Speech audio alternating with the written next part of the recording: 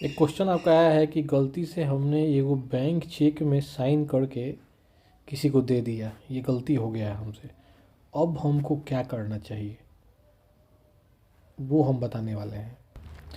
यहाँ पर देख सकते हो कि क्वेश्चन आपके द्वारा पूछा गया है हमसे कि सर अगर गलती से किसी को हम साइन इन किया हुआ चेक दे दें तो क्या करें, उस कंडीशन में हमको क्या करना चाहिए, है ना। तो इसी के बारे में आपको हम बताने वाले हैं। गलती से कोई चेक पर साइन करके आप किसी को दे देते हो तो इससे बहुत सीरियस फाइनेंशियल प्रॉब्लम आपको हो सकता है। बैंक में आपको पैसा का बहुत लॉस हो सकता है। अगर ऐसा कंडीशन हो गया है और आप गलती से किसी को चेक पर साइन मार के दे दिए हो या फिर ब्लैंक चेक दे दिए हो, तो जो अभी हम बता रहे हैं तरीका, उसको फॉलो कीजिए।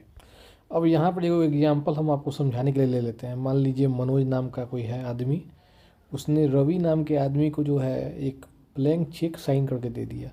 अब रवि ने क्या किया कि बैंक में जाकर उससे 50,000 रुपया भर के उससे उसके बैंक से पैसा विड्रॉ कर लिया है, समझे। तो उस केस में क्या करना चाहिए? सबसे पहला काम है कि आप अपने बैंक के कस्टमर केयर से तुरंत कांटेक्ट कीजिए या फिर अपने बैंक में जाकर ब्रांच में मैनेजर से बतियाइए और चेक का जो नंबर होता है उसको बताइए कि भाई ये चेक नंबर है, इसका पेमेंट को तुरंत स्टॉप करना है। तो वो तुरंत आपका पेमेंट वहाँ पर स्टॉप हो जाएगा। फिर उस चेक से कोई भी पेमेंट या विड्रॉ नहीं कर सकता है अगर अभी तक उसने विड्रॉ नहीं किया है उस चेक से, समझे। तो उसको स्टॉप चेक पेमेंट का आपको ऑप्शन होता है बैंक में, उससे आप कर सकते हो। प्रत्येक बैंक अकाउंट में एक दूसरा ऑप्शन भी होता है, स्टॉप पेमेंट का ऑप्शन होता है। तो आप इसको ऑनलाइन या ऑफलाइन यूज कर सकते हो। अगर आपको नहीं पता है तो कस्टमर केयर से बतिया सकते हैं। अगर इंटरनेट बैंकिंग है तो वहाँ से भी कर सकते हैं।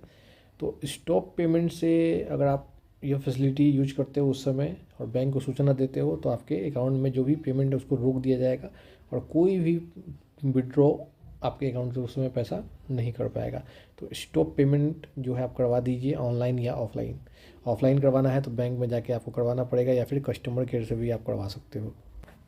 अगर लगता है कि चेक आपने दे दिया है, ब्लैंक चेक हो, साइन करके गलती से दे दिया है, तुरंत जाके पुलिस में एफआईआर कीजिए ताकि भविष्य में जो है उसका मिसयूज रोका जा सके। हो सकता है कि उसका मिसयूज हो गया हो, या तो उससे पैसा निकाल लिया हो या फिर उसने निकालने की कोशिश करेगा। तो जब आप एफआईआर कर दोगे तो फ्यूचर में जो भी आपको कानूनी प्रॉब्लम आने वाला है वो आपका प्रॉब्लम नहीं आएगा, उससे आप सेफ रहोगे। तो इसलिए एफआईआर करना बहुत ज़रूरी है। उसके बाद जो ऑप्शन है कि भाई एक बढ़िया वकील को पकड़िए और उनसे जो है लीगल एक्शन लेने का आप जो है तैयारी कीजिए। कैसे लीगल एक्शन लेना है उस पर आपको मंथन करना होगा और एक बढ़िया वकील अपने लिए चुन लीजिए आप। इसके बाद जो आपका चेक आपने दिया उसका फ़ोटोकॉपी आप रखिए, बैंक का स्टेटमेंट, पासबुक जो भी है वो रखिए। साथ में जो भी आपने कम्युनिकेशन किया है उस आदमी से जिसको आपने चेक दिया है वो सारा प्रूफ रखिए। बाद में जो है लीगल प्रोसेस जब होगा तो वहाँ पर ये सब सबूत के रूप में काम आएगा। तो वो काम आपको वहाँ पर कर लेना है। एक चीज़ हमेशा याद रखिए, कभी भी किसी को ब्लैंक चेक साइन करके मत दीजिए। जब भी अगर आप चेक देते हो तो उसमें पेई का नाम ज़रूर दें और उसमें अमाउंट ज़रूर लिखिए जिसके नाम से आप चेक दे रहे हो। वो बहुत ज़रूरी है, नहीं तो उसका मिसयूज होके आपका अकाउंट भी जो है खाली हो सकता है, चोरी हो सकता है पैसा सारा। उसके बाद जितने भी बैंक अकाउंट में आपके ट्रांजेक्शन हो रहे हैं उसका रिकॉर्ड मेंटेन रखिए, कौन ट्रांजेक्शन कैसे हो रहा है। बाद में कभी कोई लीगल प्रोसेस हुआ, कानूनी कोई लड़ाई आप लड़ रहे हो, उसमें यह सब काम आएगा सबूत के तौर पर। तो वो आपको सारा ट्रांजेक्शन का हिसाब किताब रखना है। तो यहाँ पर इससे रिलेटेड कोई भी क्वेश्चन हो तो कमेंट कीजिए, वीडियो बनाया जाएगा। जय हिंद।